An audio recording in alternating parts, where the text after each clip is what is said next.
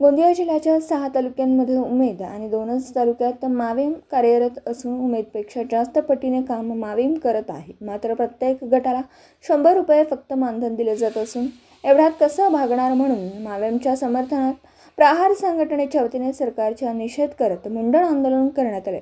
प्रहार संघटनेचे जिल्हाध्यक्ष महेंद्र भांडारकर यांनी सरकारचा निषेध करत मुंडन करीत सरकारचा वर्ष श्राद्ध केला। हिंदू संस्कृतीमध्ये ज्याप्रमाणे आपण आपला पूर्वजांना आवाहन करतो त्याचप्रमाणे या सरकारला नैवेद्य रूपी अन्न खाऊ घालत आहे। जिवंतपणे तरी सरकारला सद्बुद्धी यावी याकरिता मुंडन करून सरकारचे श्राद्ध करण्यात आले, अशी प्रतिक्रिया प्रहारचे जिल्हाध्यक्ष महेंद्र भांडारकर यांनी दिली। उमेदपेक्षा दुपटीनं काम माविम करत आहे, मात्र प्रति गट 100 रुपये मानधन देण्यात येतं।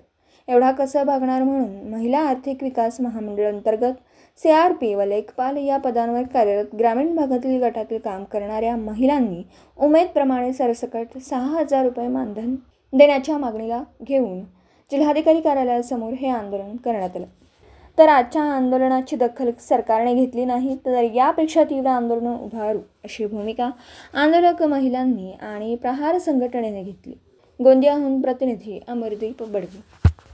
कोणाचा श्राद्ध आणि केस दिले आणि डाळी दिल्या, काय मागण्याला दिल्या, काय सांगणार? आज आम्हाला ही वेळ प्रहार संघटनेचा मी जिल्हाध्यक्ष बोलत आहो आणि सरकारने ज्या माहीमच्या महिला आहेत त्या इतर पक्षाकडे सगळ्यांकडे त्यांनी दाद मागितली, परंतु सरतेशेवटी त्यांना प्रहारकडे एक आशा दिसली आणि प्रहारकडे येऊन त्यांनी माझी मदत मागितली। त्या मदतीला हाक म्हणून मी त्यांचा एक भाऊ म्हणून मी धावून आलेला आहे आणि मी त्यांना आज आश्वासित करतो की त्यांच्या उमेदला ज्याप्रमाणे 6000 मानधन दिला जातो तो 6000 मानधन माहीमला सुद्धा मिळवून देऊन तोपर्यंत आम्ही स्वस्थ बसणार नाही।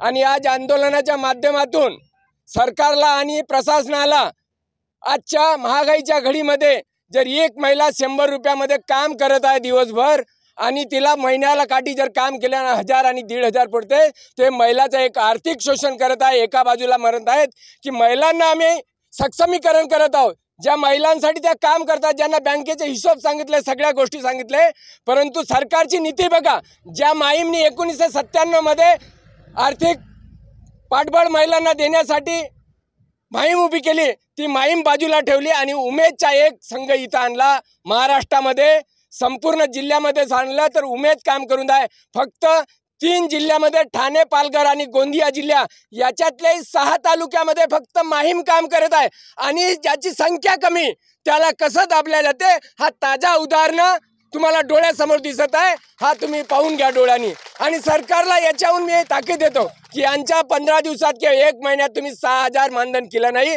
तर जिल्हा अधिकारी किंवा टांगेच्या कुठेही आम्ही असा उग्र आंदोलन करू की भूतन भविष्यात तो आंदोलन तुम्ही कधी सरकारने आणि राज्यकर्त्यांनी पाहिलं नसेल। श्राद्ध केलं तसं काय? श्राद्ध म्हणजे हा असा आहे की आम्ही आपल्या पूर्वजांना एक आमंत्रण देत आहोत आणि त्यांना एक आश्वास करतो हिंदू संस्कृतीच्या निमित्तानं।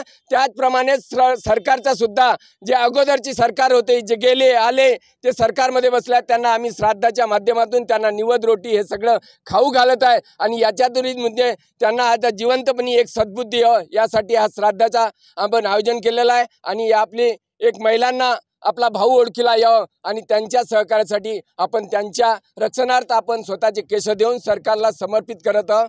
जय प्रहार, जय हिंद, जय बच्चू भाऊ। बच्चू भाऊच्या मार्गदर्शनाखाली आम्ही काम करीत आहोत।